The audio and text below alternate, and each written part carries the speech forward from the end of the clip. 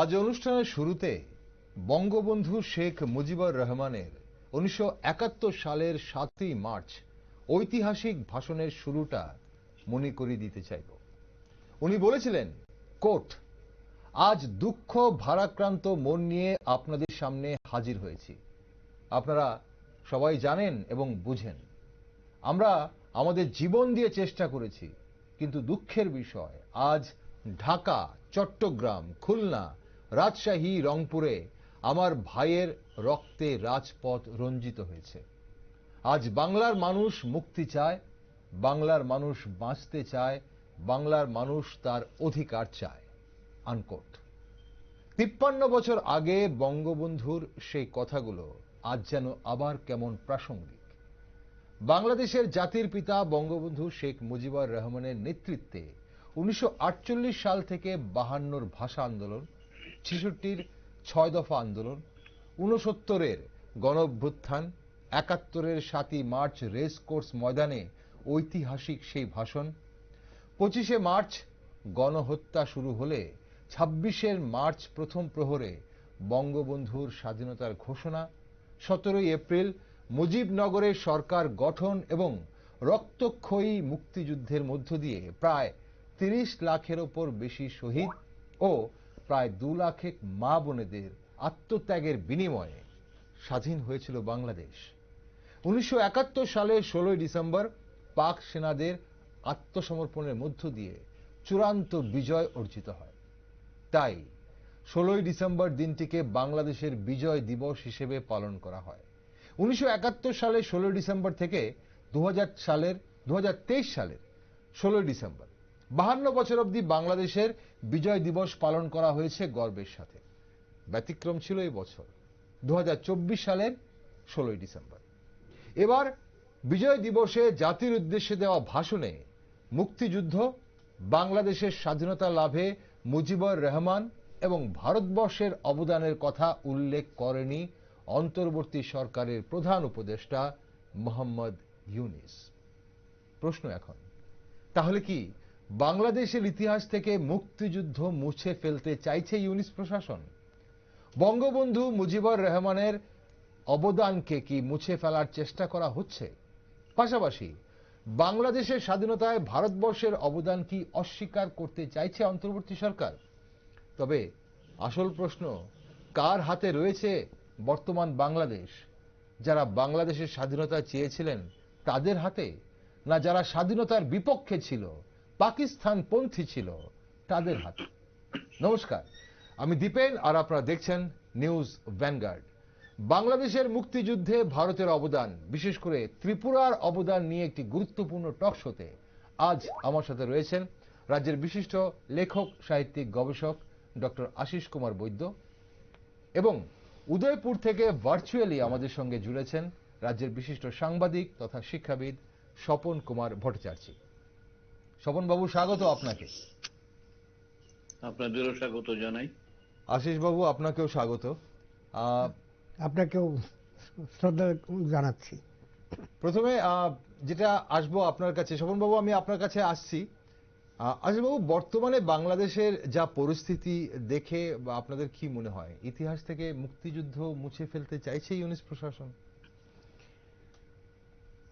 এখনকার যে পরিস্থিতি আমরা দেখতে পাচ্ছি, আমরা তো ওপারে বসে আছি, এপারে বসে আছি, হলেও ইলেকট্রনিক মিডিয়া থেকে আরম্ভ করে প্রিন্ট মিডিয়া বা আমাদের মোবাইল তো রয়েছেই, দেখতে যেটা পাচ্ছি সেখানে এই টেন্ডেন্সিটা, আপনি যেটা মানে প্রশ্নটা করলেন, অনেকটা উদ্বিগ্নতার সঙ্গেই প্রশ্নটা করেছেন।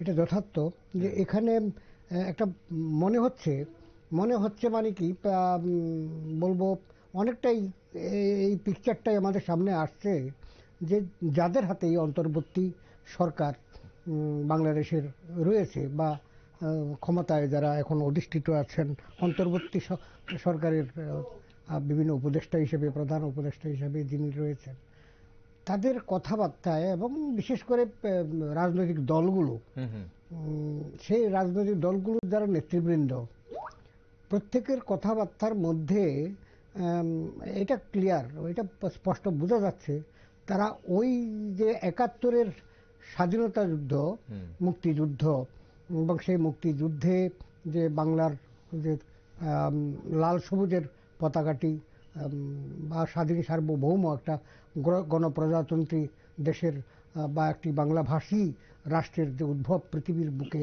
মানচিত্রে আবির্ভূত হয়েছিল, সেই বিষয়টাকে তারা এড়িয়ে যেতে চান। এবং এড়িয়ে যেতে চান এটাই সঙ্গত, কেননা তারা এটার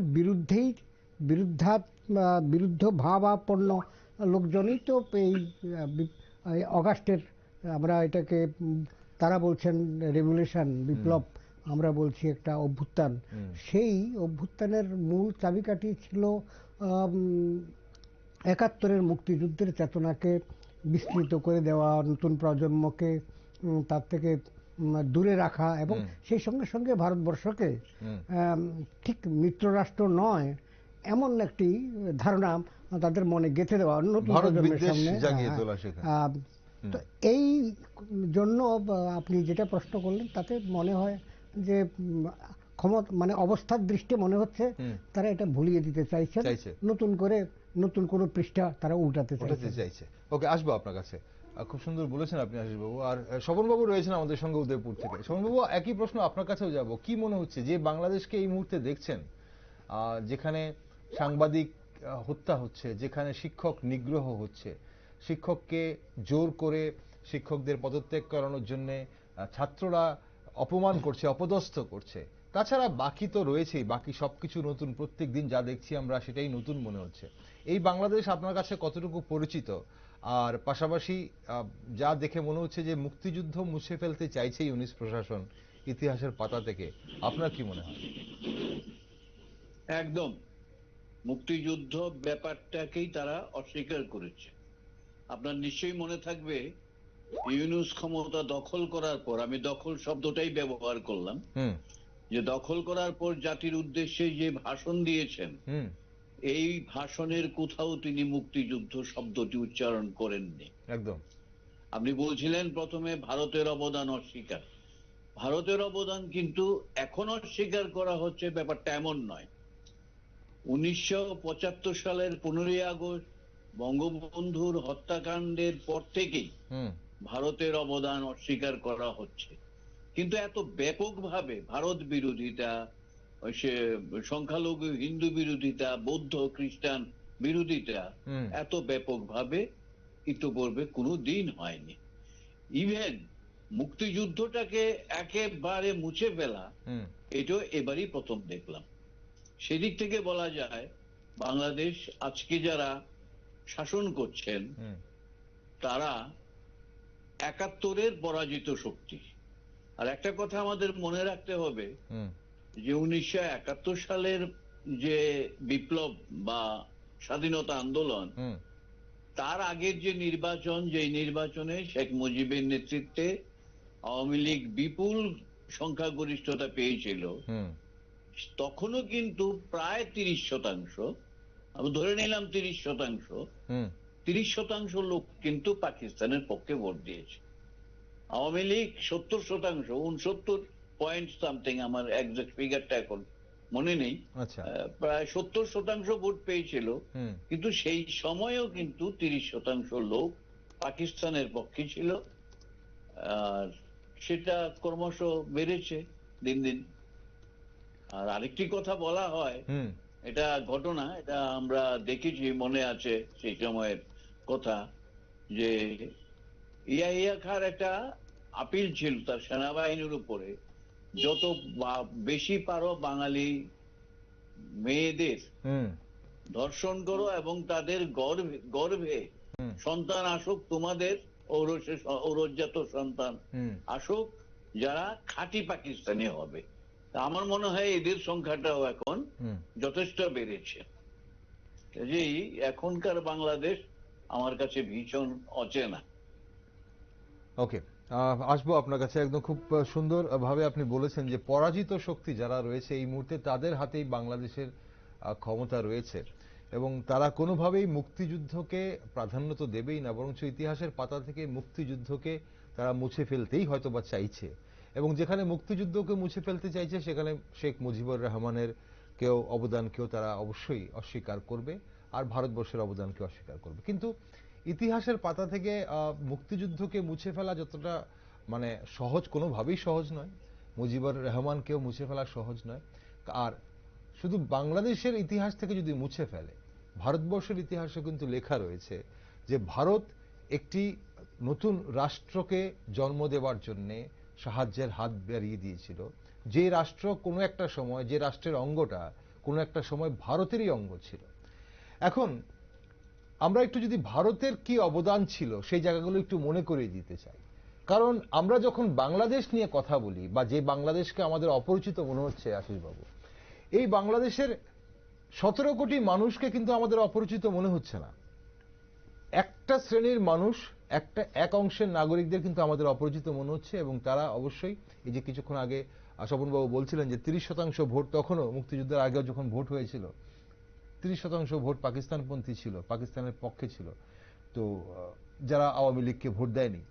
তো এখন কথা হচ্ছে যে হয়তো তারাই এখন শাসন ক্ষমতায় রয়েছে, কিন্তু ভারতের অবদান আমরা কেন ভুলতে পারবো না? আপনি মুক্তিযুদ্ধ ওই সময় আপনি স্বেচ্ছাসেবক ছিলেন, আপনি কাছ থেকে কি দেখেছেন?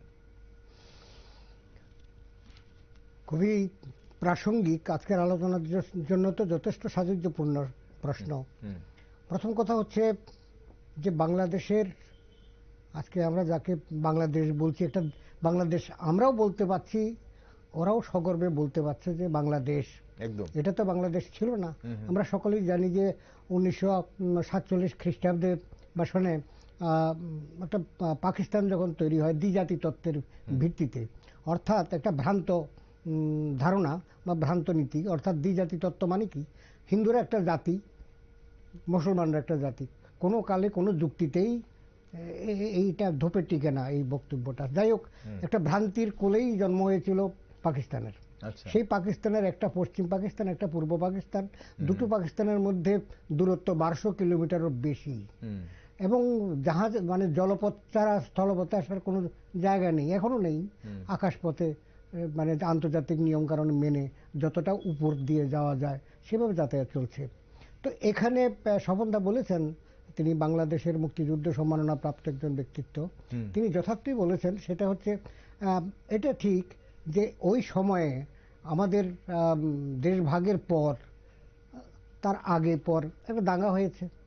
দাঙ্গা বলতে যেটা বোঝায় তাও আমরা মানে স্বীকার করতে চাই না, কারণ দাঙ্গা মানে দুইটি সম্প্রদায়ের মধ্যে হয়, কিন্তু তা হয়নি। একটি সম্প্রদায়কে আক্রমণ করেছে, তার মধ্যে শুভ শক্তিও ছিল। কিন্তু আপনারা জানেন যে যে কোনো জায়গাতে যখন কোনো একটা অঘটন ঘটে, শুভ শক্তির একটা অংশ সরে যায়, মানে ঝঞ্ঝাট থেকে সরে যাওয়ার একটা টেন্ডেন্সি দেখা যায়, আর একটা অংশ কথা বলে, কিন্তু তাদের কথা ডুবে যায় অশুভ শক্তির উচ্চ কণ্ঠের কাছে। তো সেইভাবে আমরা ধীরে ধীরে, যিনি বলছিলেন, স্বপনদা বলছিলেন 52-এর কথা, আপনি বলছিলেন যে ভাষা আন্দোলনই প্রকৃতপক্ষে বাংলাদেশের স্বাধীনতার মূল বীজ মন্ত্র, মানে বীজটা পবিত্র হয়েছিল। কারণ ভাষা আন্দোলন হচ্ছে কি, উর্দু ভাষায় কথা বলতে হবে। যারা বলছে, পশ্চিম পাকিস্তানের লোক বলছে, কাদেরকে বলছে? পূর্ব পাকিস্তানকে বলছে। পূর্ব পাকিস্তানের লোক সংখ্যা কত? প্রায় 70%। পশ্চিম পাকিস্তানের লোক সংখ্যা কত? 30%, খানিকটা বেশি। আর উর্দুকে মানে শুধু উর্দুই বাংলা পাকিস্তানের রাষ্ট্রভাষা হবে, যেটা কায়েদে আজম জিন্না বলছেন, কিংবা তখনকার সময় ভুট্টো, জুলফিকার ভুট্টো বলছেন। তাদের সংখ্যা কত? উর্দুভাষীদের 7%, 7%, অনলি 7% লোক। এবার 100%-এর মধ্যে 7% লোকের একটা চাপিয়ে দেওয়ার ব্যাপার, ওখান থেকে ক্ষোভটা শুরু হয়েছিল। তখন একটা উন্মাদনা ছিল, দেশপ্রেমের একটা ভিন্ন ধারা আমরা উপলব্ধি করতে পেরেছি। আসলে 52-তে আমার জন্ম, সুতরাং আমি তো সেই সময়টা দেখিনি। কিন্তু ধীরে ধীরে আস্তে আস্তে 65-কে দেখিনি, 62-কে দেখিনি। পাকিস্তান 62-তে আক্রমণ করেছিল, 65-তে আক্রমণ করেছিল। তো এই যে 71-এ একমাত্র তারা পরাজয়ের মুখ দেখলো, 65-তেও দেখলো, আর 62-তে চীনের সঙ্গে যুদ্ধটা হয়েছিল। তারা নীরব প্রচ্ছন্ন একটা সমর্থন তাদের ছিল। সে যাই হোক, আমরা এখন দেখতে পাই যে সেই যে অবস্থা, সেই অবস্থায় তাদের মধ্যে একটা তীব্র ঘৃণা, এটা পাকিস্তানের বিরুদ্ধে তীব্র ঘৃণা, বিদ্বেষ এবং নিজেদেরকে শোষিত, বঞ্চিত, নিপীড়িত মনে করা এবং অর্থনৈতিক দিক থেকে সত্যি সত্যি 65 থেকে 70% অর্থ আসে কিন্তু পূর্ব বাংলা থেকে, পূর্ব পাকিস্তান থেকে, কিন্তু তারা ভাগ পায় 30%-রও কম। এভাবে আর্থিক, ভাষিক, মানে ভাষাগত এবং বঞ্চিত হওয়ার পরেই আমরা 71-কে দেখলাম। আপনি যেটা 69-এর গণ অভ্যুত্থানের কথা বললেন, তারপরে গিয়ে 70-এ তো এটা তীব্র রূপ ধারণ করলো। 71-এ ভারতবর্ষ পাশে দাঁড়ালো। কোন পরিস্থিতিতে পাশে দাঁড়ালো সেটাই আমাদের জানার বিষয়, যে ভারতবর্ষ 52 থেকে চলছিল, বা আমরা যদি 52-র আগেও ধরি, মানে স্বাধীনতার পর থেকে যে আগুনটা জ্বলছিল, ভাষা আন্দোলনের সময় থেকে জ্বলছিল, ভারত পাশে ছিল, কিন্তু সরাসরি ভারত সৈন্য দিয়ে 71-এ সাহায্য করলো বাংলাদেশ। না, তার জন্য একটা পরিস্থিতি ছিল। কি পরিস্থিতি, প্রেক্ষাপটটা কি ছিল? প্রেক্ষাপটটা এই ছিল, ভারতবর্ষ কোনো কালেই আক্রমণকারী দেশ হিসেবে, আপনারা দেখবেন মুসলিম পিরিয়ড বা ব্রিটিশ পিরিয়ড, ভারতবর্ষ কোনোদিনও কোনো রাষ্ট্রকে, কোনো রাজ্যকে আক্রমণ করেনি। আজ পর্যন্ত সেই ইতিহাস নেই। আক্রান্ত হয়েছে বহুবার, ত্রয়োদশ শতাব্দীতে বা ব্রিটিশ সময়ে, ব্রিটিশ শাসনকালে আক্রান্ত হয়েছে। তারা আক্রমণকারীর ভূমিকা ভারতকে কখনো আমরা এখনো দেখিনি। আত্মরক্ষার জন্য সংগ্রাম তাকে কখনো করতে হয়েছে। কিন্তু এই ক্ষেত্রে আমরা 71-এর ভিন্ন একটা মাত্রায় দেখলাম, যখন ভারতবর্ষ লক্ষ্য করলো, ভারতবর্ষের জনগণ লক্ষ্য করলো যে বাংলাদেশের নির্বিচারে, আপনি আপনার কথার মধ্যে নিয়ে এসছেন প্রারম্ভিক বক্তব্যের মধ্যে, যে 71-এর 25শে মার্চ, তার আগে তো 7ই মার্চের ভাষণ, বঙ্গবন্ধুর ভাষণের কথা বলেছেন, আমাদের এই সংগ্রাম, মুক্তি সংগ্রাম, এই যে স্বাধীনতা সংগ্রাম, তার যে ওখানে নির্মলেন্দু গুণ লিখেছেন একটি কবিতা লেখা হবে, অর্থাৎ বঙ্গবন্ধুকে নিয়েই লিখেছেন। বঙ্গবন্ধু এসে এই যে ভাষণটা দিয়েছেন, এটি ইউনেস্কোতে সংরক্ষিত আছে, একটা অন্যতম শ্রেষ্ঠ ভাষণ, মাত্র 19 মিনিটের ভাষণ। এখন এটাকে কবিতা বলছেন, অন্যতম একটা শ্রেষ্ঠ কবিতা তার ভাষণকে।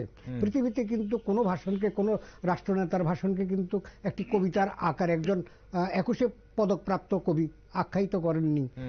সে যাই হোক, এখন আমরা দেখতে পেলাম যে এই গণ অভ্যুত্থানের কথা বললেন, গণ অভ্যুত্থান থেকে সেই আরো তীব্রতা লাভ করলো, স্বাধীনতা সংগ্রামে টার্ন করলো। সেই স্বাধীনতা সংগ্রামে টার্ন করার আগেও কিন্তু বঙ্গবন্ধু শেখ মুজিবুর রহমান তিনি সমঝোতার আলোচনার টেবিলে বসতে চেয়েছেন। অনেকগুলো গোল টেবিল মিটিং হয়েছেও ইয়া খানের সঙ্গে, ভুট্টোর সঙ্গে, কিন্তু তারা টালবাহানা করেছেন শুধু এই জন্য, পরবর্তীকালে প্রমাণিত হয়েছে তারা যে গোল টেবিলে বসেছেন এই জন্য তাদের সৈন্যগুলোকে, সৈন্য বা তার 3টা বাহিনী, স্থলবাহিনী, জলবাহিনী বা আমরা বিমান নৌবাহিনী বা বিমান বাহিনী, এদেরকে শুধু সুসংগঠিত করার জন্য যেইটুকু টাইম লাগে, এইটুকু টাইম পাস করার জন্য তারা এই বৈঠকটা ঢাকাতে এসে করে গিয়েছেন। শেষ পর্যন্ত বৈঠক ভেস্তে গেছে, যাওয়ারই কথা, কারণ বঙ্গবন্ধুর ন্যায্য যে দাবি, আমরা নিরঙ্কুশ সংখ্যাগরিষ্ঠতা লাভ করেছি, আমাদের হাতে ক্ষমতা হস্তান্তর করতে হবে, করতে রাজি হননি। তো সুতরাং সেই ক্ষেত্রে আমরা দেখলাম সেটা তো হননি। ইয়াহিয়া খান পশ্চিম পাকিস্তানে ফিরে গিয়ে 25শে মার্চ মধ্যরাত্রে ব্যাপকভাবে বোমাবর্ষণ শুরু করে দিলেন নির্বিচারে। মানে স্থল, জল, নৌবাহিনী, 3টা বাহিনী একযোগে ছোট্ট একটা অংশ পূর্ব বাংলা, মানে তখন পূর্ব পাকিস্তান আমরা বলছিলাম, এটার উপর ঝাঁপিয়ে পড়লো। তারপরেই আপনি বললেন একটু আগে, এটা যথার্থ 30 লক্ষ মানুষ, নিরীহ মানুষ, সকলেই মুক্তিযোদ্ধা ছিলেন না, নিরীহ মানুষ, শ্রমিক লোকও ছিলেন, নির্বিচারে তারা নিহত হলেন। আর সরকারি ভাষ্যে 2 লক্ষ বলা হচ্ছে, কিন্তু আমরা যতটুকু অনুমান করি যে সরকারি ভাষ্যের সঙ্গে সবসময় 1 লাখ যোগ করে নিতে পারেন, কারণ সবগুলো তালিকাভুক্ত করা হয় না। কম দেখানো, নিহত, ক্যাজুয়ালিটি কম দেখানোর একটা টেন্ডেন্সি অনেক সময় অনেক সরকারের থাকে। তো 3 লক্ষ মা বোন তারা নির্যাতিত হলেন, অর্থাৎ সেই সঙ্গে সঙ্গে একটা ইঙ্গিতও দিয়ে গেছেন 3 লক্ষের মধ্যে ধরুন প্রায় 2 লক্ষের মতো তারা সন্তানবতী হয়েছেন, কারণ 9 মাস যাবৎ তারা মিলিটারি ক্যাম্পে ছিলেন, তারা নিজেদেরকে অন্য কোনোভাবে রেস্কিউ করার কোনো সুযোগ পাননি। এদেরই কিছু কিছু সন্তান সন্ততি তো পরবর্তীকালে জন্মগ্রহণ করেছে এবং তাদেরই মানে নাতি পুতি এরা ঝাড়ে বংশে বৃদ্ধি পেয়েছে। অর্থাৎ অপশক্তি যেটা ছিল, আমরা যাদেরকে মুক্তিযুদ্ধের বিরুদ্ধে অবস্থানকারী বলছি, তাদের সংখ্যা এরাও বাড়িয়ে দিয়েছেন। এরপর যে নতুন প্রজন্ম, তারা তো বাংলাদেশের, আমাদের ভারতবর্ষের মুক্তিযুদ্ধের বা স্বাধীনতা যুদ্ধের ইতিহাস আমাদের নতুন প্রজন্ম কতটা জানে, আমরা ইতিহাসের বই পড়িয়ে জানানি, নানাভাবে বলি, বাংলাদেশ কি ইতিহাস এইভাবে একটা ভুলিয়ে দেওয়ার চেষ্টা এটা চলছে। এবং সেটাও একটু আগে আপনারা এটা বললেন, তখন আমি না খুব একটা গুরুত্বপূর্ণ বিষয় না বললে হবে না। এই যখন এটা হলো তখন কিন্তু ভারতবর্ষের মানুষ দুই দিকেই তারা বিপন্ন বোধ করলো। একদিকে হলো প্রায় 1 কোটি মানুষ ভারতে চলে এলো, তার মধ্যে ত্রিপুরার কথা বলছিলেন বারে বারে, ত্রিপুরার অবদান 16 লক্ষ মানুষ ত্রিপুরার অধিবাসী, আরো 16 লক্ষ শরণার্থী, 50-50 মানে কি বলবো সমান সমান। একটা রাজ্যের ভার বহন ক্ষমতা যদি 16 লক্ষ হয়, বাড়তি যদি 16 লক্ষ চলে আসে, তাহলে তাদের থাকা খাওয়ার ব্যবস্থা কিভাবে হবে? আমি এমন দেখেছি, যেমন উদাহরণস্বরূপ বলি, এই সেন্ট্রাল রোড এক্সটেনশনে যে শ্রীধর বিলাস, অনেক মুক্তিযোদ্ধা এখানে এসে পরবর্তীকালে এই একটা দোতলা বাড়ি, এটাকে তীর্থভূমি মনে করে দেখে গেছেন। মন্দিরে পর্যন্ত আমি এই বিষয়গুলোতে আসছি, যে এই যে শরণার্থীর বিষয়টাতে আসছি, কিন্তু আমরা জানতে চাইছিলাম, স্বপনবাবু রয়েছেন আমাদের সঙ্গে অনেকক্ষণ, অপেক্ষা করছেন। স্বপনবাবু, আমরা একটু প্রেক্ষাপটটা, মানে ভারত কিভাবে এই যুদ্ধে সরাসরি অংশগ্রহণ করে সেই প্রেক্ষাপটটা একটু জানতে চাইব আপনার কাছে। না, ইতিহাসটাকে ইতিহাসের মতো জানতে হবে। অনেক বিষয় বাংলাদেশে আলোচিত হয় না, আমাদের দেশে কিছু কিছু লোক জানেন, হয়তো সবাই জানেন না। কিন্তু এবং বাংলাদেশের একটা মানে আজকের যেটা বাংলাদেশ বা আগের যেটা পূর্ব পাকিস্তান, সেই অঞ্চলের একটা মানুষ, একটা অংশের মানুষ বরাবর ভারত বিদ্বেষী। আচ্ছা, এই সত্যটাকে অস্বীকার করে আমরা বিশ্লেষণ করতে পারবো না। এটা কি দেশভাগের পর থেকে? ভারত কেন দেশভাগের পর থেকে। আচ্ছা, তারা আমরা কখনো রেডিও পাকিস্তান ঢাকা কোনোদিন ভারত কথাটা উচ্চারণ করতো না, হিন্দুস্তানের প্রধানমন্ত্রী এইভাবে বলা হতো। আচ্ছা, বাংলাদেশ হওয়ার পর কিন্তু বাংলাদেশের রাষ্ট্র নিয়ন্ত্রিত বেতার বা গণমাধ্যম এইগুলি ভারত কথাটা উচ্চারণ করে। আচ্ছা, একটা কথা আমাদের মনে রাখতে হবে, 1962 সালের ডিসেম্বরের 24 রাত্র 12টার পর, 25 ডিসেম্বর হয়ে গেছে, সেদিন ইত্তেফাক পত্রিকার সম্পাদকের আহ্বানে ভারতের পূর্ব পাকিস্তানে যিনি পলিটিক্যাল অফিসার ছিলেন শশাঙ্ক এস ব্যানার্জি, উনি ইত্তেফাক অফিসে গেছেন। গিয়ে উনি দেখেন যে ইত্তেফাক সম্পাদকের পাশের চেয়ারে একজন ভদ্রলোক বসে আছেন। এই শশাঙ্ক এস ব্যানার্জির আত্মজীবনীতে এই বর্ণনাটা উনি করেছেন। আচ্ছা, যে যেই ভদ্রলোক বসে আছেন, এই ভদ্রলোককে পূর্ব পাকিস্তানে সবাই চিনে, তিনি যখন বক্তৃতা করেন তখন মানুষ মন্ত্রমুগ্ধের মতো শোনে, তার নাম শেখ মুজিবুর রহমান। আচ্ছা, এবং সেদিনই শেখ মুজিবুর রহমানের সঙ্গে শশাঙ্ক এস ব্যানার্জির রাত্র 2টো পর্যন্ত কথা হয়। কথার পর তিনি একটা ব্যক্তিগত চিঠি দেন শশাঙ্ক এস ব্যানার্জিকে। সেই চিঠিটা দেওয়া হয়েছিল তৎকালীন প্রধানমন্ত্রী জওহরলাল নেহরুকে। আচ্ছা, বলছে এই চিঠিটা পৌঁছে দেওয়া যাবে কিনা আপনাদের প্রধানমন্ত্রীকে। শশাঙ্ক এস ব্যানার্জি বলেছেন পৌঁছে দেওয়া যাবে, কিন্তু কিছু শর্ত আছে, এটা আমাদের ডেপুটি হাই কমিশনার দেখবেন, আমাদের নিরাপত্তা প্রধান দেখবেন, তারপর যাবে। আচ্ছা, এই চিঠিটা পেয়ে নেহেরু জানিয়েছিলেন যে বঙ্গবন্ধুকে যথাসময়ে সব জানানো হবে, কিন্তু বঙ্গবন্ধু দেখলেন যে অনেকদিন ধরে উত্তর আসছে না। তখন তার মনে হলো যে ডিপ্লোমেট দিয়ে হবে না, আমাকে পলিটিক্যাল লাইন খুঁজতে হবে। তখন তার মনে হলো ত্রিপুরার মুখ্যমন্ত্রী শচীন্দ্রলাল সিংহের কথা। তিনি খোয়াই সীমান্ত পেরিয়ে চেবড়ি দিয়ে এলেন এবং তাকে খোয়াইয়ের মহকুমা শাসক। এটা কোন সালের ঘটনা স্বপন বাবু? 1962-63 এই সময়। ওকে, 63 ওকে, খোয়াইয়ের মহকুমা শাসক স্মরজিৎ চক্রবর্তী তাকে জেরা নিয়ে এসে পৌঁছে দিলেন। সেখান থেকে সদর মহকুমা শাসক কুলেশ প্রসাদ চক্রবর্তী তার গাড়িতে করে, সরকারি গাড়িতে করে বঙ্গবন্ধুকে তৎকালীন মুখ্যমন্ত্রী শচীন্দ্রলাল সিংহের বাড়িতে দিয়ে গেলেন, সরকারি বাড়িতে। শচীন্দ্রলাল সিংহ তাকে থাকার ব্যবস্থা করলেন অরুন্ধতী নগরে তার বোন হেমাঙ্গিনী দেবীর বাড়িতে। পরদিন চিফ সেক্রেটারি মিস্টার রমন, শচীন্দ্রলাল সিংহ এবং শেখ মুজিবুর রহমান দিল্লিতে গেলেন। আচ্ছা, নেহেরুর সঙ্গে কথা হলো। সবাই বলছে নেহেরুর সঙ্গে মুজিবের আলোচনায় ব্যর্থ হয়েছিল, কিন্তু শশাঙ্ক এস ব্যানার্জি তার আত্মজীবনীতে লিখেছেন যে, এবং বাংলাদেশের ইতিহাসবিদ মুনতাসির মামুনও একই কথা লিখেছেন যে বঙ্গবন্ধু এবং নেহেরুর আলোচনা অত্যন্ত ফলপ্রসূ হয়েছিল। নেহেরু তাকে পরামর্শ দিয়েছিলেন আপনি স্বাধীনতা নিয়ে তাড়াহুড়ো করবেন না, আওয়ামী লীগের সংগঠনকে তৃণমূল স্তর পর্যন্ত নিয়ে যান, যুদ্ধ করতে গেলে, স্বাধীনতার যুদ্ধ করতে গেলে টাকা লাগবে, ফান্ড লাগবে, তহবিল গঠন করুন। আর আপনারা যদি আপনাদের সংবিধানে ধর্মনিরপেক্ষতা, সমাজতন্ত্র, গণতন্ত্র এই তিনটা জিনিস রাখেন এবং যে কোনো জাতি উপনিবেশবাদের বিরুদ্ধে লড়াই করলে তাকে সমর্থন করবেন, এই সমস্ত শর্তগুলি আপনারা মানলে ভারত আপনাদের সমর্থন করবে। বঙ্গবন্ধু বললেন আমার দলের নীতিও তাই। কাজেই প্রেক্ষাপট তখন থেকেই তৈরি হয়েছিল। কিন্তু বঙ্গবন্ধু এটা আত্মজীবনীতেও লেখেননি, একটাই কারণ, তিনি জানতেন তার দেশের মানুষ কিছুটা ভারত বিরোধী।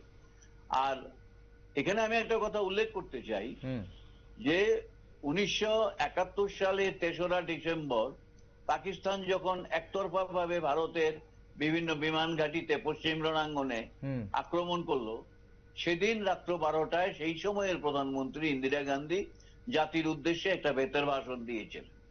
সেই ভাষণটা আমরা শুনেছিলাম। এটা 12টায় হয়নি, আমার এখনো এটা স্পষ্ট মনে আছে। ভাষণটা দিতে দিতে 12:20 হয়ে গেছিল প্রায়।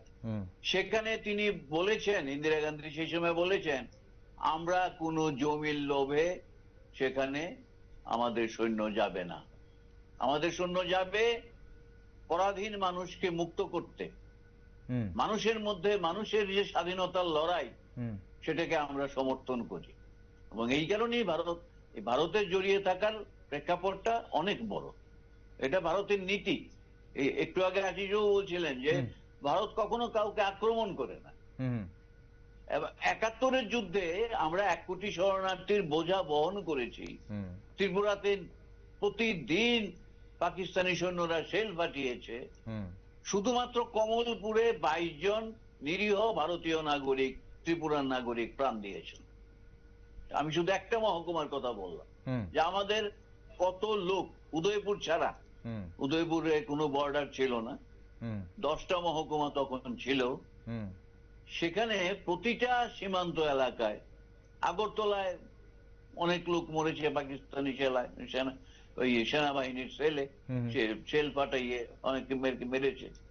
তো সেই ক্ষেত্রে আমরা কিন্তু আমাদের সৈন্যদের, মুক্তিবাহিনীকে সাহায্য করার জন্য ঢুকার নির্দেশ দিলাম তখন যখন আমরা আক্রান্ত হলাম, আমরা আক্রমণ করি। কিন্তু তখন কিন্তু একটা সুন্দর ঘোষণা হয়েছিল, আমার এখনো মনে আছে, 4 ডিসেম্বর সকালে আকাশবাণীর বাংলা সংবাদে, তখন তো আমাদের এখানে টেলিভিশন ছিল না, রেডিওই আমরা শুনতাম। সকালের খবরে বলা হয়েছিল ভারতীয় সৈন্যবাহিনীকে বাংলাদেশের অভ্যন্তরে ঢুকে মুক্তিবাহিনীর সঙ্গে কাঁধে কাঁধ মিলিয়ে পাকিস্তানি হানাদার মুক্ত করার নির্দেশ দেওয়া হয়েছে। আমরা নিজেরাই খবরটা শুনে হাততালি দিচ্ছিলাম। মানে এটা হচ্ছে 4 ডিসেম্বর 1971 সালের সকালের কথা বলছেন? সকালের কথা বলছি। আচ্ছা। এবং সেদিন থেকেই আমাদের সৈন্য ঢুকলো। কদিনের যুদ্ধ? 10-12 দিন ম্যাক্সিমাম। এবং আমার একটা মানে স্মৃতি আছে যে রামগড়, সাবরুমের ওপারে রামগড় 8ই ডিসেম্বর মুক্ত হলো।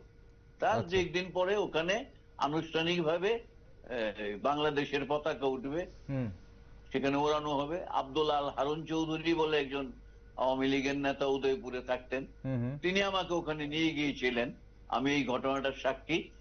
সেখানকার সাবরুমের কংগ্রেস প্রেসিডেন্ট ছিলেন তখনকার প্রয়াত কি চৌধুরী, নামটা এই মুহূর্তে মনে আসছে না, তিনিও ছিলেন। আমার এক বন্ধু ছিলেন উদয়পুরের। আমরা তখন ছাত্র রাজনীতি করতাম, সেই সূত্রে ওখানে যাওয়া। সেই পতাকা উত্তোলন অনুষ্ঠানে আমার উপস্থিত থাকার একটা সৌভাগ্য হয়েছিল।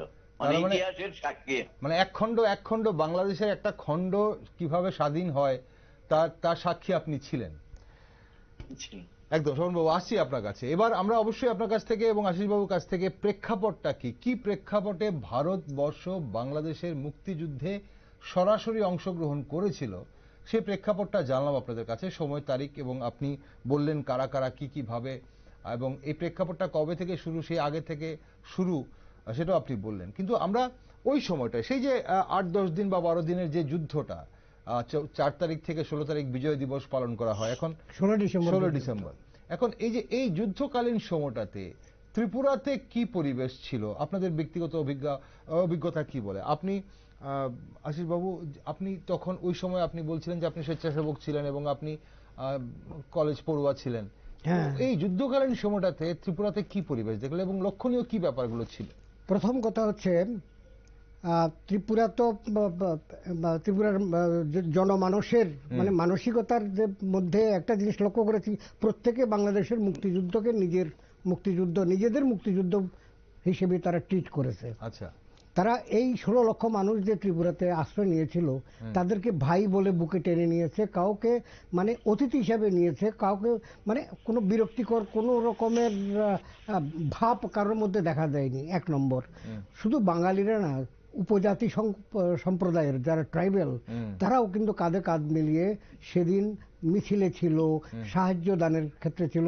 ছাত্রছাত্রীরা তাদের টিফিনের পয়সা বাঁচিয়ে কৌটাতে করে তারা বেরিয়েছিল, এটা দেখেছি আমরা। আমাদের মতো, আমিও কলেজে তখন পড়তাম, ছাত্রছাত্রীরা বাংকারে তখন প্রথমে কিন্তু মিলিটারি নামেনি, তখন বাংকারে আমরা ওই যে বিএমপি অর্থাৎ বিহারি মিলিটারি পুলিশ, এদেরকে আমরা জল টল দিতাম, মানে নির্ভয়ে নির্ভীক। আমার ব্যক্তিগতভাবে এনসিসি ট্রেনিং আছে, মানে রাইফেল ট্রেনিং, পিস্তল ট্রেনিং এগুলো আছে। এনসিসিতে আমি একজন ক্যাডেট ছিলাম।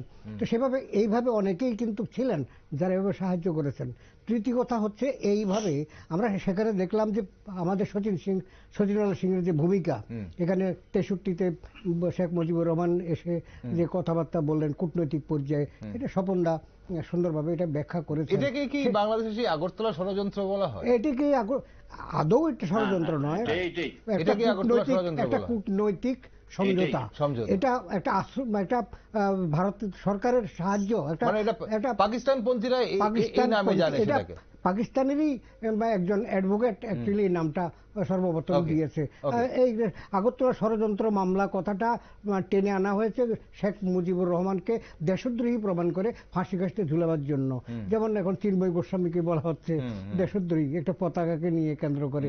তার এখন যেটা বলছিলাম, শচীনলাল সিংহ, এখন তার আগে বলতে হবে যে কথাটা, সেটা হচ্ছে আমরা দেখলাম ভারতবর্ষে 1 কোটি লোক এলো, ত্রিপুরাতে 16 লক্ষ এলো, সব মিলিয়ে 1 কোটি হলো। 1 কোটির সঙ্গে সঙ্গে আর্থিক সামাজিক নানা দেখতে কিছু ব্যালেন্স তো নষ্টই হয়েছে। তো সারা পৃথিবীতে ঘুরে ঘুরে অন্তত 8টি বড় বড় দেশে ইন্দিরা গান্ধী নক করলেন, বললেন যে এই পরিস্থিতি, আমার পাশের বাড়িতে আগুন লেগেছে এবং তার তাপ তো আমার গায়েও লাগছে, আমার দেশেও লাগছে, আর্থিকভাবে সামাজিকভাবে আমাদের এখানের অনেকের ভাই বন্ধু আত্মীয় স্বজন ওপারে রয়েছে। সুতরাং নানা দিক থেকে আমরাও এখন বিপন্ন বোধ করছি, তোমরা সাহায্য করো বা হস্তক্ষেপ করো, কিন্তু কেউ করলো না। বড় বড় দেশগুলো নীরব রইল। একমাত্র রাশিয়া ভারতের পক্ষে থাকলো। 20 বছরের একটা চুক্তি ছিল শ্রীমতী ইন্দিরা গান্ধীর সঙ্গে, অনাক্রমণ চুক্তি, অর্থাৎ তোমার দেশ আক্রান্ত হলে আমি সাহায্য করব, আমার দেশ আক্রান্ত হলে তুমি সাহায্য করবে। এই চুক্তির বলেই ইন্দিরা গান্ধী মানে বারে বারে হুঁশিয়ারিটা দিয়েছেন। কিন্তু দিলেও আমি বলছিলাম ভারত কখনো প্রথমে আক্রমণ করে না। তিনি যথেষ্ট ধৈর্য ধরছিলেন। তখন বিরোধী দলও, অটল বিহারী বাজপেয়ী তখন বিরোধী দলে ছিলেন পার্লামেন্টে, তিনিও দাবি করলেন যে একটা কিছু অ্যাকশন নেওয়া হোক। বিরোধী দল এবং সরকারি দল মোটামুটি সবাই এক কাট্টা হয়ে গিয়ে ঐক্যবদ্ধ হয়ে সেদিন ইন্দিরা গান্ধীকেও বাধ্য করেছিলেন বলা যায়। তার নিজেরও যথেষ্ট শক্তিমত্তা ছিল, বুদ্ধিমত্তা ছিল। সব মিলিয়ে তিনি যখন একটা অনুকূল পরিবেশ পেয়ে গেলেন, তখনই তিনি সাহায্য দিতে শুরু করলেন। ওই যেটা স্বপনদা বলেছেন যে তোমরা ক্ষেত্র প্রস্তুত করো, তোমরা সংগ্রাম শুরু করো, তবে গণতন্ত্র, সমাজতন্ত্র, ধর্মনিরপেক্ষতা ব্যাপারগুলো কিন্তু মাথায় রাখতে হবে, আমরা সাহায্য করব। এই কথায় রাজি হলেন শেখ মুজিবুর রহমান। সেইভাবে সাহায্য মানে মুক্তিযোদ্ধা এদের পাশাপাশি তখন মিত্রবাহিনী এই নামে ভারতীয় বাইরের নানাভাবে সাহায্য অস্ত্রশস্ত্র, আমাদের এই শালবাগান থেকেও প্রচুর অস্ত্রশস্ত্র গিয়েছে, দেখেছি আমরা। তো এইভাবে নানা জায়গাতে আশ্রিত যারা ছিলেন শরণার্থী ক্যাম্পে, এখানেও একটা অংশকে ট্রেনিং দেওয়া, এই কাজগুলো হচ্ছিল। অস্ত্র প্রশিক্ষণ দেওয়া, তাদের রসদ, তাদের স্বাস্থ্য, আহত হলে জিবি হসপিটাল থেকে বিভিন্ন হসপিটালে তাদেরকে সাহায্য করা। এবং বলা বাহুল্য, এটা মানে শ্লাঘার সঙ্গেই বলছি, আমরা যেভাবে খেতে পারিনি তার থেকে ভালোভাবেই তাদেরকে, যারা শরণার্থী হিসেবে ছিলেন তাদেরকে রাখা হয়েছে। রাশিয়ান কম্বল, দুধের, আমি যেহেতু ক্যাম্পে ছিলাম। এখানে আশিস বাবু আমার জানাচ্ছে, এই যে যখন আপনারা বলছেন যে 16 লক্ষ তখন ত্রিপুরা রাজ্যের পপুলেশন ছিল, জনসংখ্যা ছিল, এবং প্রায় 16 লক্ষের কাছাকাছি মানুষ বাংলাদেশ থেকে শরণার্থী হয়েছিল। এবার না, সে ভাগ করে খেয়ে নিয়েছে। এখন কথা হচ্ছে যে তখন কি কোনোভাবে সাহায্য, কি দেশের কোনো সাহায্য কি ত্রিপুরা পেয়েছিল? ত্রিপুরা, আমি এটা অবশ্যই এটা বলছি, আমি যেমন আমি শ্রীমতী ইন্দিরা গান্ধীর কথা বলছি। ইন্দিরা গান্ধী তখন ভারতের প্রাইম মিনিস্টার, বিরোধী দলের নেতা অটল বিহারী বাজপেয়ী, কমিউনিস্ট নেতা যারা ছিলেন তারাও সামগ্রিকভাবে সমস্ত সরকারি দল, বিরোধী দল সবাই এক কাট্টা হয়ে এই যে বাংলাদেশের মুক্তিযুদ্ধের পক্ষে তারা পার্লামেন্ট কথা বলতে শুরু করলেন। শ্রীমতী গান্ধী ওই সময় সার্বিক বিচারে কি ভাষণটা দিয়েছিলেন? India has no desire to interfere in the internal affairs of another country, but it cannot remain silent over the oppression and wanton killing across the border. বর্ডারের মধ্যে, মানে সীমান্তে যদি নির্বিচারে এভাবে হত্যা হতে থাকে তাহলে ভারতবর্ষ নীরব থাকতে পারে না। এই কথাগুলো বলে তিনি বিরোধী দলকে আশ্বস্ত করেছিলেন। এইভাবে ক্ষেত্রগুলো ধীরে ধীরে তৈরি হয়েছিল। এখানে আমাদের শচীন্দ্রলাল সিংহ তার বিধানসভায়, ত্রিপুরা বিধানসভায় কি বললেন? In view of the grave situation arising out of the crisis of human right to the people of East Bengal and atrocities committed by Yahya Khan and his fellows on the people of Bangladesh, this house, মানে বিধানসভা,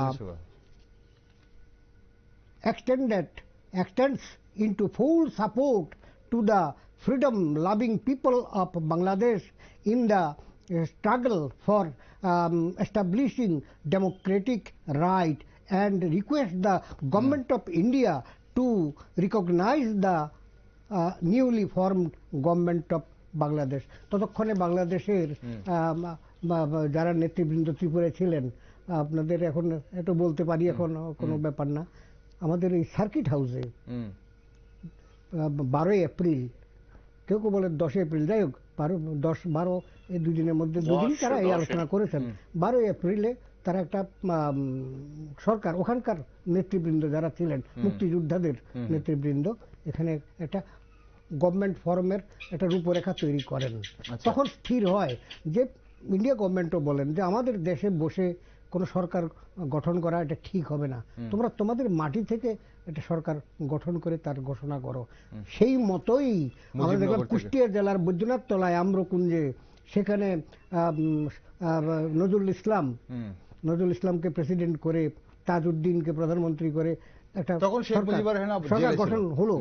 এবং তারপরে এই ব্যাপারগুলোর পরিপ্রেক্ষিতে এবার পাকিস্তান আর সহ্য করলো না, তারা একটা অভিযোগ করলো, তোমাদের প্রচ্ছন্ন না শুধু প্রত্যক্ষ মদত বাংলাদেশের মুক্তিযুদ্ধরা পাচ্ছে, ভারতবর্ষ আক্রমণ করে বসলো তারা। ইন্ডিয়ার পক্ষে তখন তো চুপ করে থাকা আর সম্ভব হলো না, আক্রমণ হয়ে গেছে। তখনই মুক্তিবাহিনী সরাসরি পশ্চিম পাকিস্তানে এবং পূর্ব পাকিস্তানে ওখানে ঝাঁপিয়ে পড়লো। তার ফলশ্রুতিতে আমরা জানি যে 16 ডিসেম্বর রেসকোর্স ময়দানে আমাদের পূর্বাঞ্চলীয়, অর্থাৎ ভারতের পূর্বাঞ্চলীয় কমান্ডের প্রধান যে লেফটেন্যান্ট জেনারেল জগজিৎ সিং আরোরার কাছে, সেখানকার পূর্বাঞ্চল, মানে পাকিস্তানের পূর্বাঞ্চল বিভাগীয় কমান্ডেন্ট অর্থাৎ লেফটেন্যান্ট জেনারেল নিয়াজি আত্মসমর্পণ করলেন 93,000 সৈন্য নিয়ে। পৃথিবীর ইতিহাসে এমন নজির নেই 93,000 সৈন্য একদিনে একটি মাঠে আত্মসমর্পণ করেছে। আবার এটাও নজির নেই ভিয়েনা কনভেনশনকে টু দ্য পয়েন্ট মেনে সেই 93,000 সৈন্যকে মুক্তি দিয়ে তাদের স্বদেশে প্রত্যাবর্তনের জন্য সুযোগ ব্যবস্থা করে দিয়েছে। অবশ্যই আমরা অনুষ্ঠানের শেষ পর্যায়ে চলে এসেছি, যেটা শোভনবাবু এবার আপনার কাছে আসি শেষ পর্যায়ে, যেটা আপনার স্মৃতিটা একটু আমরা রোমন্থন করতে চাইবো, যে ওই সময়টাতে আমি জানতে চাইছি যে আমরা এই জিনিসগুলো জানি, এই যে বলা হয় যে আগরতলা ষড়যন্ত্র, আগরতলা এসেছিলেন শেখ মুজিবুর রহমান, তখন আমাদের রাজ্যের মুখ্যমন্ত্রী কি করেছেন, বা এই যে যেটা বিধানসভা কি বলেছেন, যেটা আশিসবাবু পড়ছিলেন, দেশের প্রধানমন্ত্রী ইন্দিরা গান্ধী কি করেছিলেন, বিরোধী দলগুলো কি করেছিলেন, আমরা ত্রিপুরার মানুষরা, ত্রিপুরার সাধারণ মানুষ, আশিসবাবু কিছুটা ছুঁয়ে গেছেন, ত্রিপুরার সাধারণ মানুষের কি ভূমিকা ছিল সেই দিন বাংলাদেশে যারা শরণার্থী হয়ে এসেছিলেন তাদের জন্য? ত্রিপুরায় সেদিন আমি বলবো যে এমন একটি মানুষও ছিলেন না যিনি বাংলাদেশের মুক্তিযুদ্ধে সাহায্য করেননি, শরণার্থীদের সাহায্য করেননি, বা মুক্তিযুদ্ধের পক্ষে মিছিল করেননি, বা অন্তত একটা পুরনো কাপড় হলেও কোন শরণার্থীকে দিয়েছেন। যে হত দরিদ্র সেও কিছু না কিছু করেছে। ত্রিপুরা রাজ্যের এমন কোনো মানুষ নেই, সরকার থেকে শুরু করে একদম প্রান্তিক একটি কৃষক পর্যন্ত, শ্রমিক পর্যন্ত, প্রতিটি মানুষ বাংলাদেশের মুক্তিযুদ্ধকে সমর্থন করেছে, শরণার্থীদেরকে সাহায্য করেছে। আমি একটু ছোট্ট করে বলে নেই, কথাগুলো এসছে বলে। অ্যাকচুয়ালি বিলোনিয়া সীমান্ত পেরিয়ে কয়েকজন সামরিক বাহিনীর লোক, পাকিস্তান সামরিক বাহিনীর লোক আগরতলায় এসেছিলেন কথা বলতে। আচ্ছা, আমাদের সেনাবাহিনীর পদমর্যাদা সম্পন্ন তারা না হওয়াতে, যে আর্মির কিছু কোড আছে তো, আলোচনাটা হয়নি, তারা ফিরে গেছেন। এর মধ্যে একজন যে কেশিয়ার ছিল স্বাধীনতা সংগ্রাম পরিষদের, সে টাকা পয়সা মেরে দিয়ে সব আউট করে দিয়েছে। তখন পাকিস্তান সরকার আগরতলা ষড়যন্ত্র মামলা তৈরি করে সেটাতে মুজিবকে আসামি বানায়, কিন্তু মুজিবের কোন ইনভলভমেন্ট তারা খুঁজে পায়নি। সেই সময় ত্রিপুরার জাগরণ পত্রিকার সম্পাদক জিতেন পাল তার কাছে চিঠি লিখলেন ফেনীর আওয়ামী লীগ নেতা খাজা আহমেদ, বললেন ভারত থেকে একজন লয়ার দাও মুজিবের পক্ষে লড়াই করার জন্য।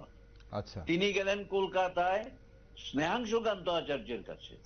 স্নেহাংশুকান্ত আচার্য বললেন যে দেখুন কি অদ্ভুত ব্যাপার, স্নেহাংশুকান্ত আচার্যর কাছে পাঠালেন কে? শচীন্দ্রলাল সিংহ জিতেন পালকে। স্নেহাংশুকান্ত আচার্যকে সেই সময়ে দেশের বিখ্যাত কমিউনিস্ট নেতা, শচীন বাবু কংগ্রেসের মুখ্যমন্ত্রী, পাঠালেন স্নেহাংশু আচার্যকে। স্নেহাংশু আচার্য বললেন যে ইন্ডিয়ার কোন অ্যাডভোকেট গেলে পাকিস্তান এটাকে প্রচারে নেবে। তিনি টমাস কি নামটা ভুলে গেছি, ইংল্যান্ডের রানী নিরুশ্রী চৌধুরীকে ফোন করলেন লন্ডনে, করে তারপর সেখান থেকে উইলিয়াম টমাসকে বঙ্গবন্ধুর আইনজীবী নিয়োগ করে দিলেন। মানে দেখুন ত্রিপুরা কতটা জড়িত বাংলাদেশের মুক্তিযুদ্ধে। আর এই প্রসঙ্গে আমি একটু ব্যক্তিগত কথা বলে রাখি যে এই বিষয়ে আমার একটা বই 2021 সালে বেরিয়েছিল। এই বইটা ত্রিপুরা সরকারের শ্রেষ্ঠ প্রকাশনার পুরস্কারও পেয়েছে। গতকালকে এটা দ্বিতীয় সংস্করণ প্রকাশিত হয়েছে। সেখানে অনেক নতুন নতুন বিষয় আমি সংযোজন করেছি, যে অন্তত ভাবি প্রজন্ম যেন জানে। এবং ইচ্ছে করে এবার প্রচ্ছদটা বদলে দিয়েছি বাংলাদেশের বর্বরতা, বাংলাদেশের কিছু মানুষের, বাংলাদেশের বলবো না, কিছু মানুষের অসভ্যতা, অকৃতজ্ঞতা এবং বর্বরতার জন্য। এবার আমি প্রচ্ছদে, আগে ছিল একটা অন্য ছবি মুক্তিযোদ্ধাদের, এবার আমি ইন্দিরা গান্ধীর ছবি বসিয়ে দিচ্ছি। কারণ এরা এত মানে আপনি যখন বললেন, আপনি আমাদের দর্শক বন্ধুদের একবার বইটার নামটাও যদি আপনি বলেন, তাহলে যারা এই মুহূর্তে বাংলাদেশের এই চিত্র দেখছে এবং সারা জীবন আমাদের মতো মানুষ যারা ছোটবেলা থেকে শুনে এসেছি বাংলাদেশ আমার মিত্র দেশ এবং বাংলাদেশের এই কাহিনীগুলো শুনে এসেছি, এবং আজ যখন 2024 সালের অগাস্ট মাসে এসে বাংলাদেশের নতুন রূপ দেখছি, তখন নিশ্চয়ই এই বইটা আমাদের অনেক কিছু সাহায্য করবে। বইটার নাম বাংলাদেশের মুক্তিযুদ্ধ ও ত্রিপুরা, রক্ত ঝরা সোনালী দিন। এটা বইমেলাতে অববাহিকার স্টলে থাকবে। আচ্ছা, যারা সংগ্রহ করতে চান তারা পারবেন। ওকে, ত্রিপুরার ব্যাপারটা হ্যাঁ, আরেকটা, আশিস বাবু যে তখনকার মুখ্যমন্ত্রীর বক্তব্যটা পড়ছিলেন, তখন আমার এই কথাটা মনে হয়েছে যে আমার ধারণা যে সরকারিভাবে ভারতবর্ষে বা পৃথিবীতে প্রথম সরকারিভাবে কোন জায়গায় বাংলাদেশ নামটি উচ্চারিত হয়েছিল ত্রিপুরা বিধানসভায় ত্রিপুরার মুখ্যমন্ত্রী শচীন্দ্রলাল সিং এর কণ্ঠে। এই আশিস বাবু যে কোট করছিলেন অ্যাসেম্বলির বক্তৃতাটা, তাতে দেখবেন বাংলাদেশ শব্দটা আছে। তখন কিন্তু ইন্দিরা গান্ধীও বাংলাদেশ বলতেন না, আচ্ছা, পূর্ব বাংলায় যা চলছে এইরকম ভাবে, কারণ এটা স্বাভাবিক, এটা আন্তর্জাতিক প্রশ্ন আছে। আমরা তো তখনও বাংলাদেশকে স্বীকৃতি দেইনি, আমরা 6 ডিসেম্বর 71 স্বীকৃতি দিয়েছি। আচ্ছা, তার আগে তো বাংলাদেশ আমরা বলতে পারি না। কিন্তু ত্রিপুরা বিধানসভা প্রথম বাংলাদেশ শব্দটি পরিষ্কার ভাবে উচ্চারণ করেছে।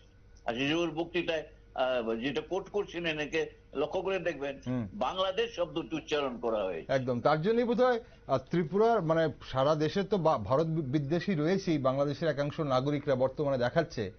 ত্রিপুরা এবং পশ্চিমবঙ্গ অবশ্যই আছে, সেই সঙ্গে ত্রিপুরার ওপরেও কিন্তু ক্ষোভটা একটু বেশি মনে হচ্ছে আমাদের, এইসব কারণেই হয়তো বেশি। মানে বিপদই আছে। আজকেই আপনারা নিশ্চয়ই দেখেছেন কলকাতায় ধরা পড়েছে এই উগ্রপন্থী, একদম এরা বাংলাদেশে ট্রেনিং করা। আর এর আগে আমরা দেখেছি ত্রিপুরায় যখন উগ্রপন্থা ছিল, সমস্ত ঘাঁটিগুলি ছিল বাংলাদেশে, এবং বাংলাদেশে ভারত বিরোধী সরকারগুলি প্রশ্রয় দিত। কিন্তু তাদের থেকেও অনেক গুণ এগিয়ে গেছে এইবারের যে সরকার ইউনূস। এবং একটা কথা মনে রাখতে হবে, মুক্তিযুদ্ধের সময় ইউনূসের বয়স 29-30 বছর, তিনি কিন্তু মুক্তিযুদ্ধে অংশ নেননি, প্রত্যক্ষ ভাবেও না, পরোক্ষ ভাবেও না। অসংখ্য ধন্যবাদ স্বপন বাবু আজ সঙ্গে থাকার জন্য। অনুষ্ঠানের সময় ফুরিয়ে গেছে, তবে মুক্তিযুদ্ধ নিয়ে এবং অবশ্যই মুক্তিযুদ্ধে ভারতবর্ষের অবদান, ত্রিপুরার অবদান নিয়ে যখন আমরা আলোচনা করছি, তখন আজকের আমাদের এই টক শোর সময়টা একটু কমই পড়লো। অবশ্যই আপনাদের কাছে আমরা আরো একদিন আসবো, আবার একদিন জানবো, আমরা বিভিন্ন দিকগুলো জানবো মুক্তিযুদ্ধের, কারণ ইতিহাস জানা প্রয়োজন রয়েছে। ইতিহাস না জেনে বর্তমান কখনো ভবিষ্যৎকে সুন্দর করতে পারে না, এমনটাই বলেন বিদ্বজনরা। তাই ইতিহাসকে আমরা অস্বীকার করতে পারি না। বাংলাদেশ করছে, সেটা করুক, আগামী দিন তারা অবশ্যই সেটা বুঝবে। অসংখ্য ধন্যবাদ আশিস বাবু আপনাকে সঙ্গে থাকার জন্য, স্বপন বাবু আপনাকেও ধন্যবাদ।